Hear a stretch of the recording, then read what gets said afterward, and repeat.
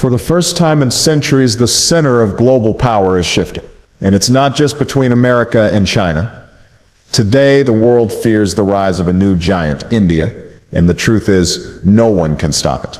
Now, when I say that, I don't mean fear in the sense of hostility. I mean respect. I mean recognition. I mean awareness that something big is happening. If you look around the world, from Washington to Beijing, from Moscow to Brussels, everybody is watching India right now, and they are asking themselves one question: how is this going to change the future of the world order? India today is already the 5th largest economy on earth. Not long ago, it was behind Britain, the very country that once ruled over it. But now India has moved ahead, and if growth continues at the current pace, if India can sustain 6 to 7% GDP growth year after year, by 2030 it is expected to become the 3rd largest economy, behind only the United States and China. That is an extraordinary achievement for a nation that was once considered a poor developing country. And let's talk about what is driving this transformation. India's IT and service sector has become the brain of the digital world. When you pick up your phone, when a company in America or Europe needs software, there is a good chance that somebody in Bengaluru, or Hyderabad or Pune is behind that code. Giants like Infosys, Wipro, and Tata Consultancy are leading the way. At the same time, manufacturing is beginning to shift. As costs rise in China, as global companies worry about over-reliance on Beijing, they are looking toward India. Apple is already moving part of its iPhone production to India. Tesla is negotiating to set up a factory. That is not just economics, that is geopolitics. And let's not forget the startups. India now has the 3rd largest startup ecosystem in the world, after the US and China. Every year, new unicorns are born in fintech, edtech, healthcare, and green energy. And behind this is a growing middle class, hundreds of millions of people entering the consumer economy, buying cars, smartphones, homes. Global companies cannot ignore that kind of market. Now, numbers are important, but the real story of India is not just in its GDP, it's in its people. India today is the most populous country on earth, with more than 1.43 billion citizens. But here is the real difference. The median age is just 28 years old. Compare that to China or the United States, where the average age is around 38. In Europe, it's even older. That means while the rest of the world is getting old, India is still young.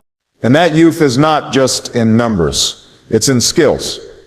Every year, India produces more than 1.5 million engineers, doctors, scientists, innovators. By 2030, 1 out of every 4 new workers in the global economy will come from India. Think about that for a moment. A quarter of the world's new workforce from one country. This manpower is also reflected in defense. India has more than 1.4 million active soldiers. It is the 2nd largest standing army in the world. It has nuclear weapons, it has a growing navy that is projecting power into the Indian Ocean. And it has a space program that has landed near the South Pole of the moon, something only a handful of nations have achieved. But let me remind you, power alone doesn't shape the future. Leadership does.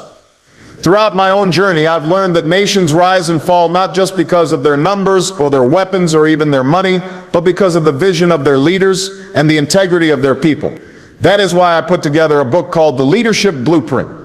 It's not just for presidents or prime ministers. It's for teachers, entrepreneurs, community leaders, anyone who wants to learn how to build vision, communicate with impact, and lead with integrity. Whether you're in Delhi, Washington, or Nairobi, leadership is the one force that can truly change your destiny. Now, let's talk about diplomacy, because this is where India has surprised the world. When you look at India's foreign policy, it doesn't simply align with one bloc. Instead, it balances with the United States. India is a strategic partner. It is part of the Quad, along with Japan and Australia, working to secure the Indo-Pacific and counter China's growing influence. India has signed defense deals with Washington worth billions of dollars. At the same time, India maintains deep ties with Russia. It buys more than 40% of its military hardware from Moscow.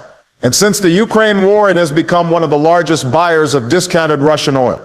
That has helped keep Russia's economy afloat even as Western sanctions tried to isolate it. And then there is China. Relations are tense. There are border clashes along the Himalayas. There is competition for influence in Asia, in Africa, in the Indian Ocean. But at the same time, China is India's second largest trading partner. That is a complicated relationship, rivalry and partnership in the same breath. India also has strong ties with the Gulf states for energy security and with Africa, where it is investing in infrastructure, healthcare, and technology.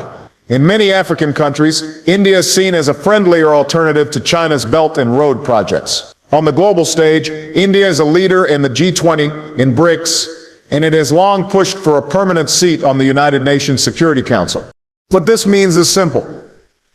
India has shown it can talk to Washington, Moscow, and Beijing all in the same week. It can balance competing interests without becoming anyone's puppet. And that is what real strategic independence looks like. Now, if we step back and look at the broader picture, we see comparisons. China for decades was the story of unstoppable growth. But today, China faces a slowing economy, massive debt, a property crisis, and an aging population. Its authoritarian model also faces global pushback. India, by contrast, presents itself as a democratic alternative. Messy at times, noisy at times, but still a democracy with free elections, a vibrant press, and an independent judiciary. That gives India a kind of moral weight that China lacks. The United States is still the largest economy and the most powerful military in the world, but it knows it cannot face the challenges of the 21st century alone.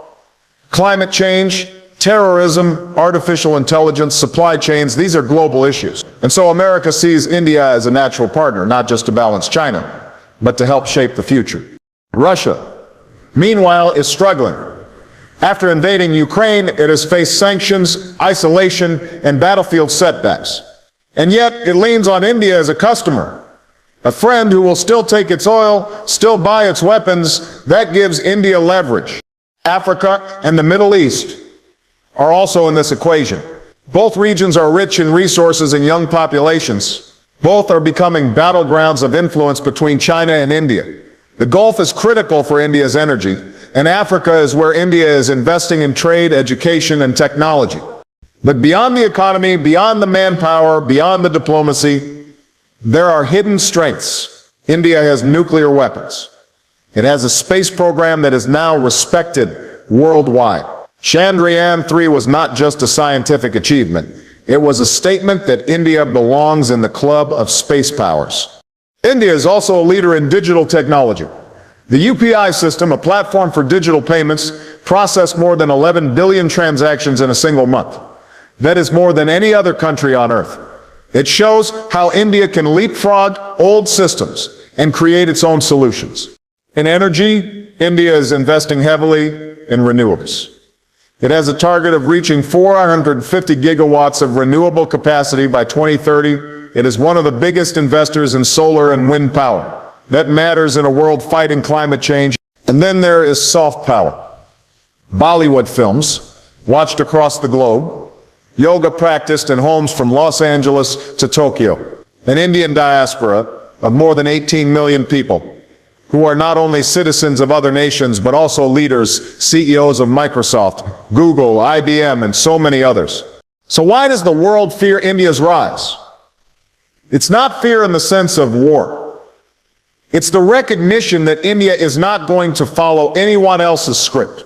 The West worries about losing dominance. China worries about a democratic rival rising right next door.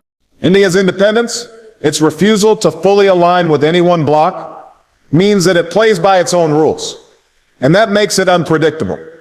It challenges the old structures of power where the United States and China were expected to be the two poles. Instead, we are moving toward a multipolar world, where India will stand as a center of gravity in its own right. The question then is no longer if India will rise. The question is how the world will adapt when it does. Because in the end, the rise of India is not just India's story. It is a story about how billions of people with resilience and determination can reshape the world. And it is a story that teaches us all. If you want to change your destiny, you must learn to lead. That is the lesson. That is the truth. And that is why the world is watching India now.